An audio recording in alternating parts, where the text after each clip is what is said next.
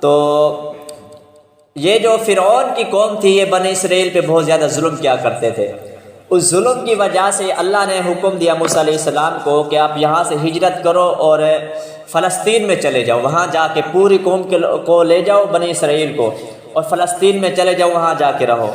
تو موسیٰ علیہ السلام اور ہارون علیہ السلام نے سب قوم کو بتایا کہ رات کو اتنے بجے یہاں سے نکلنا ہے اور فلاں جگہ ہم نے جانا ہے۔ تو اس وقت جتنی بنی اسرائیل کی عورتیں تھیں، جیسے ہمارے ہاں ہوتا ہے کہیں شادی خوشی ہوتی ہے تو ایک دوسرے سے گھر کے سے جوتا لے لیتے ہیں، کپڑے لے لیتے ہیں، زیورات لے لیتے ہیں کہ ہم شادی کھا کے واپس کر دیں گے آپ کو۔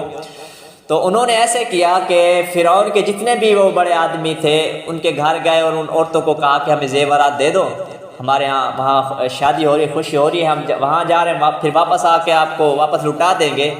تو ان سے وہ انہوں نے زیورات لے لیے کافی سارے اور بہت سارا سامان لے لیا۔ تو رات کو وہاں سے پوری قوم جتنا ٹائم دیا گیا تھا وہاں سے چل پڑے۔ جب ہزاروں کی تعداد میں وہاں سے لشکر چلا تو شور کی وجہ سے فرعون کو پتہ چل گیا، وہاں تک خبر پہنچ گئی فرعون تک کہ بنی اسرائیل جو ہے وہ ہجرت کر کے جا رہے ہیں۔ تو فرعون نے حامان کو کہا اپنے پورے لشکر کو تیار کرو اور ان کا پیچھا کرو۔ فرعون اور حامان نے پورے لشکر کو تیار کیا اور ان کے پیچھے لگ گئے۔ صبح سحری کے وقت یہ جو بنی اسرائیل ہے، موسیٰ علیہ السلام اور بنی اسرائیل کی قوم دریائے کلزم تک جا پہنچے، اور پیچھے سے لشکر بھی فرعون کا آ گیا۔ اب بہت پریشان ہو گئے کہ اب کیا ہوگا، آگے اب دریا ہے، پیچھے فرعون کا لشکر ہے، اب ہم کیا کریں گے۔ تو جب موسیٰ علیہ السلام کو انہوں نے کہا کہ اب تو ہم نہیں بچنے والے، کیونکہ آگے ہم جا نہیں سکتے، آگے دریائے کلزم ہے، پیچھے فرعون کا لشکر جو ہے وہ آ گیا ہے اور وہ آ کے ہمیں قتل کر دیں گے۔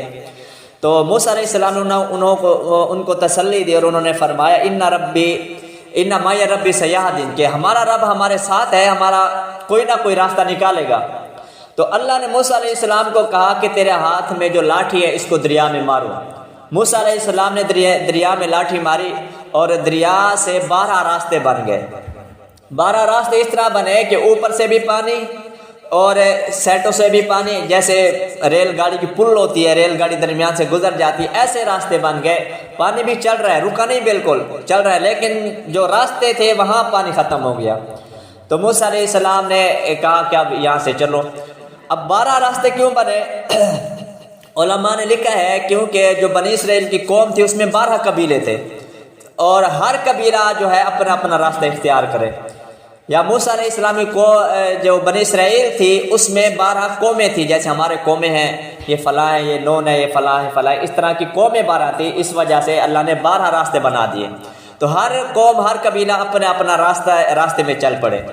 اور روایات میں آتا ہے کہ اس جو راستے بنے ہوئے تھے اس کے درمیان کھڑکیاں بھی اللہ تعالیٰ نے پانی کے اندر لگا دی تاکہ ایک دوسرے کو دیکھتے چلیں، یہ شک نہ ہو کہ ہم تو جانے پتہ نہیں دوسرے راستے والوں کو کیا بنا۔ تو راستے میں جو دیواریں بن گئی تھی پانی کو، اس کے اندر سے کھڑکیاں بھی اللہ نے لگا دی۔ تو جب فرعون نے دیکھا تو اس نے حامان کو کہا کہ آپ لشکر کے آگے چلو، ان کو لے کے چلو، کیونکہ وہ ڈر رہے تھے ہم تو اس کے اندر نہیں جاتے، پتہ نہیں یہ کیا بلا ہے، کیا معاملہ ہے، یہ تو جا رہے ہیں، یہ تو عجیب سا کام ہو گیا ہے۔ تو حامان آگے آگے چلا اور فرعون نے کہا میں لشکر کے پیچھے آؤں گا۔ تو ان کا بھی لشکر وہ دریا میں آ گیا، پانی میں۔ جب موسیٰ علیہ السلام کی قوم بنی اسرائیل کا آخری آدمی ادھر سے نکل رہا تھا دریا سے، ادھر فرعون جو ہے وہ آخری آدمی ان کا اندر داخل ہو گیا۔ جیسے وہ اندر داخل ہوئے اور بنی اسرائیل باہر نکل گئے تو اللہ نے دریا کو حکم دیا کہ چلنے کا حکم دیا، تو پورا دریا چل پڑا اور فرعون کا سارا لشکر جو ہے وہ ختم ہو گیا، وہیں برباد ہو گیا۔ تو اللہ کی قدرت کے موسیٰ علیہ السلام ایک صندوق کے اندر، اور چھوٹا سا بچہ ہو اور صندوق کے اندر اس کو بند کر دیا جائے تو وہ کہاں بچنے کے امکان ہوتے ہیں، اور دوسرا دریا کے اندر ڈال دیا، وہاں بھی بچنے کے امکان نہیں تھے۔ تو اب اللہ نے وہاں موسیٰ علیہ السلام کو بچا کے دکھایا قوم کو کہ میری جو قدرت ہے یہ ہے کہ میں نے ایک چھوٹے سے بچے کو جو صندوق کے اندر بند ہے اور دریا کے اندر، اس کو میں نے بچا لیا۔ اور جو فرعون ہے اس کا اتنا بڑا لشکر، اس کے پاس سارا ساز و سامان، وہ تیراکی کر سکتے تھے، سارے کام ان کو آتے تھے، لیکن اتنا بڑا لشکر جو کہتا تھا انا ربکم الاعلی، میں سب سے بڑا رب ہوں، فرعون کا یہ دعویٰ تھا، اس کو اللہ نے اس دریا کے اندر، پانی کے اندر غرق کر دیا۔ تو اب فرعون جب وہاں غرق ہونے لگا تو اس نے اسی وقت دیکھا یہ تو کام خراب ہے، جب اس کو 2-4 غوطے آئے تو کہنے لگا کہ میں اس اللہ پہ آمنتو بہی، میں اس اللہ پہ ایمان لاتا ہوں جس اللہ پہ بنی اسرائیل جو ہے ایمان لائے ہیں۔ تو اللہ نے کہا اب ایمان جو ہے وقد عصیت قبل، تو وہی ہے جو پہلے انکار کرتا تھا، اب جو ہے تیرا ایمان قابل قبول نہیں ہے۔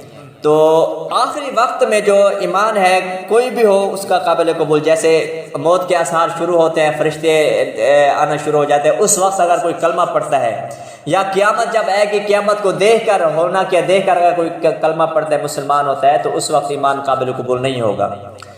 تو اللہ نے فرمایا تو وہی ہے جو پہلے انکار کرتا تھا، تو وہی تو کہتا تھا کہ انا ربکم الاعلی، کہ میں تو بہت بڑا رب ہوں، تو اب میں تجھے دنیا کے لیے عبرت بنا دوں گا۔ آج بھی فرعون کی جو لاش ہے وہ مصر میں پڑی ہے، لوگ جا کے اس کی زیارت کرتے دیکھتے ہیں، تو اللہ نے مسلمانوں کے لیے، ایمان والوں کے لیے یہ عبرت بنا دیا ہے۔ تو اللہ تعالیٰ عمل کی توفیق عطا فرمائے۔ آگے انشاءاللہ کل بیان کریں گے۔